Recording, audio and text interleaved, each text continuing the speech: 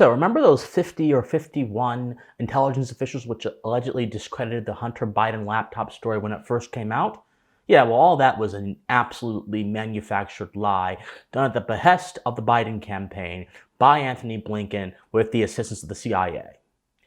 At this point, if you still believe there is not a deep managerial state that controls the flow of politics and the happenings in our political landscape, I don't know what else it will take to convince you. And if you still believe that the corporate press does not actively manufacture consent along with government agencies, at the behest, however, of government agencies, then once again, I have no idea what to tell you.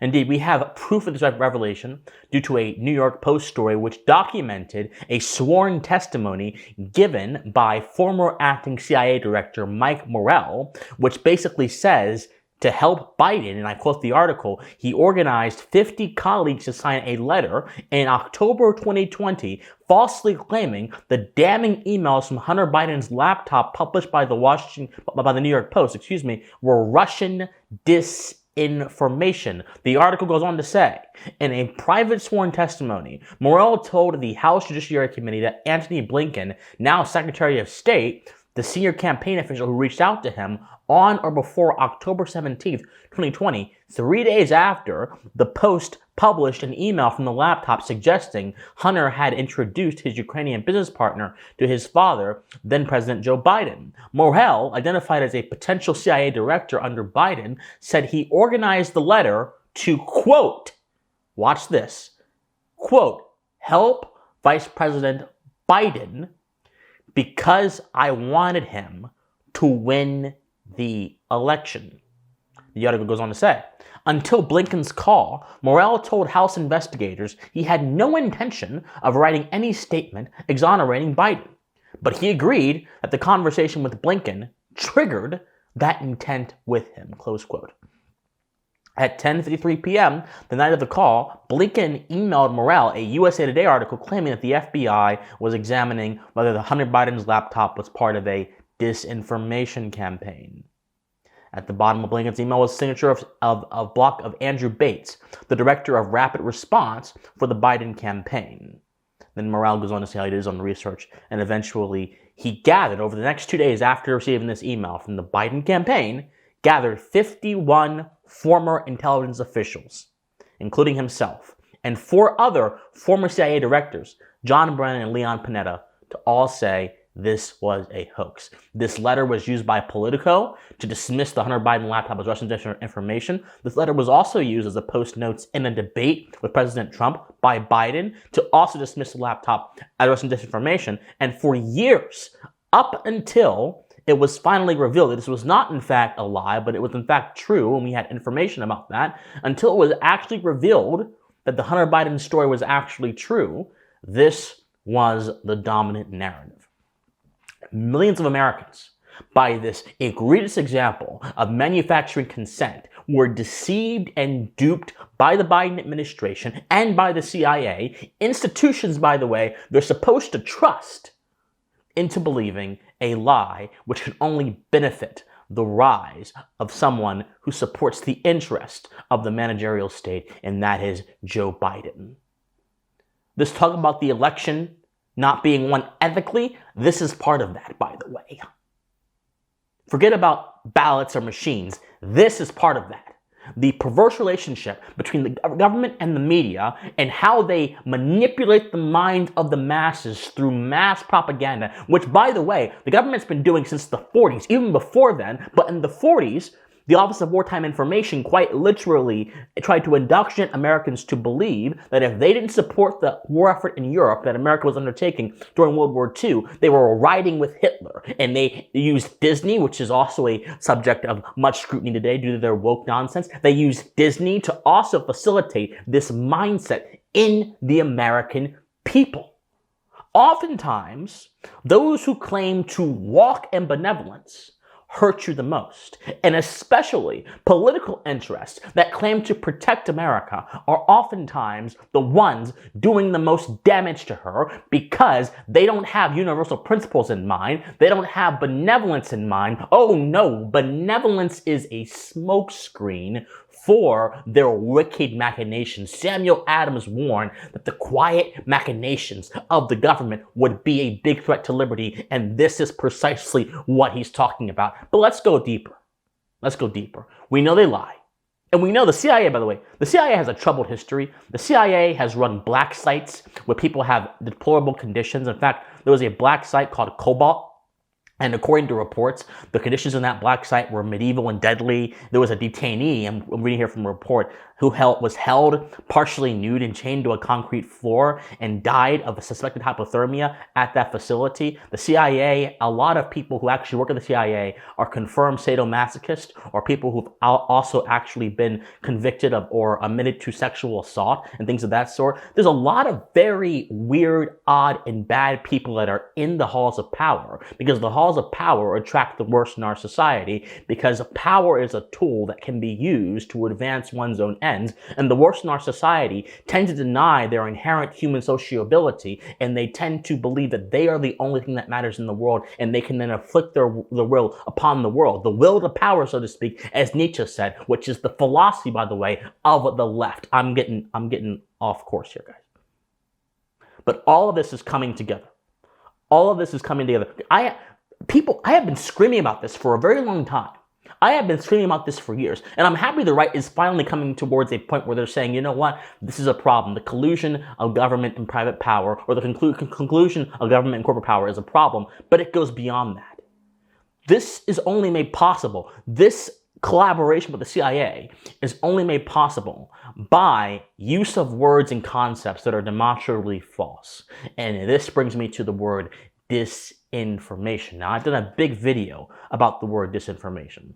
The word disinformation has been used to index particular groups and individuals who are outside of the political mainstream, who hold beliefs that may be perfectly valid logically, but in terms of their impact on the managerial state and their control of power, they're quite dangerous beliefs. And this has been used to delegitimize dissenting voices in a manner that is quite egregious and not becoming of institutions within the free society. But beyond the chilling effect that the word disinformation has had on people who hold different beliefs, there's also another reason why this word is so damn dangerous, and that is because the word itself actually has a corrupt root. The word itself actually has a meaning that was intended to originally deceive people. What are you talking about, Christian? I'll explain. Disinformation comes from the Russian word desinformatia, which was a word birthed in the 50s by the Soviet Union to quite literally blame perception of the Soviet Union as a bad country on Western propaganda. Indeed, the word disinformation, was created by the Russians to attack the West. And this word didn't even have any standing in Western dictionaries for a long time. Even in the 70s, France didn't have a word for disinformation. America didn't have a word for disinformation. Only until very recently, the past few decades, has disinformation gone from its original native Russian and entered into other Western languages. And particularly, if you look at social media trends, disinformation didn't start to be used by people in high positions of power until after 2016, until after Hillary Clinton's loss, when John Podesta said, well, we need to be concerned about the rise of misinformation and disinformation. And that's when these words began being used as bludgeons to attack people. The word is epistemically corrupt because it was originally created as a piece of propaganda. There's literally false ideas baked into the definition of disinformation. It has no long-standing value to people. It doesn't really describe anything other than someone's attempt to manipulate you. It is a word built literally with the infrastructure of manipulation, and yet this word is being used by so many government officials to make long-standing and concrete decisions about particular information sources, particular viewpoints, and particular people in a society. Don't you find that crazy? that America, and a country like America, which are built off of ancient words, ancient concepts that have been observed for thousands of years, only in the past 200 have these actually been really put into action by the American experiment. Don't you find it crazy that a country with such long-standing reverence for meaning is now being overtaken by words that were created 30 years ago by propagandists to attack the West and our heritage of freedom? Don't you find that shit crazy? You're not going to win this battle, people, by pointing at the left and saying, oh, they're the problem. Yes, they're the problem, but how are they doing this? How are they doing this? They're not doing it alone. It's not a single person effort. This is a highly organized assault on reality, assault on meaning, assault on the concrete nature of knowledge in an attempt to manipulate us toward the particular political end, and it's happening right in front of our faces. When you assign, I'm about to close, when you assign an information value, when you assign a moral value to information, which is what the left does when they talk about hate speech, you then therefore destroy the basis for free expression. And the entire basis for free expression is that in a society, in order to be moral people, we have to understand the world around us. And the only way to understand the world around us is by talking about the world, by having discourse with our fellow human beings in a social context. In a world where we cannot have that discourse, which is also the basis of social cooperation, that is also a world where we cannot understand the truth. And without that, we can't be moral people.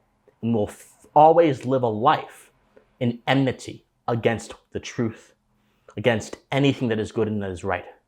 And if we live life in enmity against the truth, we cannot have a society as we should have it. Simply put, the moment you try to assign a moral value to information is the moment you open the gateway, you open the door to restricting that information based on how it shocks your sensibilities, based on how it hurts people psychologically or whatever. And that, of course, is always going to be a bad choice to make. My friends, we live in dark times, but there is hope. If more people like you, the one watching this video, stand up and fight back against this menace that is very clearly in our government and our society, we can and will resist. We can and will assert reason and truth and natural law over this insanity of power, the insanity of sadism that is so rampant in our government, and we can and will reform the situation. I call for the immediate abolition of the CIA. I call for the immediate abolition of the CIA, the FBI, the NSA, the DHS, and every other department that was created with the intention of so-called protecting America, but has shown through their records, through their multi-decade history, the DHS being the newest of all those agencies, that they do not care about America. They care about entrenched political interests that actively harm America. Abolish them all, reform the situation, and study philosophy. My friends, I love you guys so much. If you love me, be sure to go on my Patreon, patreon.com/PhilipCWatson, my PayPal, my locals, christianwatson.locals.com. My locals is very important to me. Comment on this video, like this video, subscribe to this channel, share this video, do whatever you can so the algorithm can finally bless us and we can get the viewership we need. I love you guys so much, and please stay pensive. Bye, guys.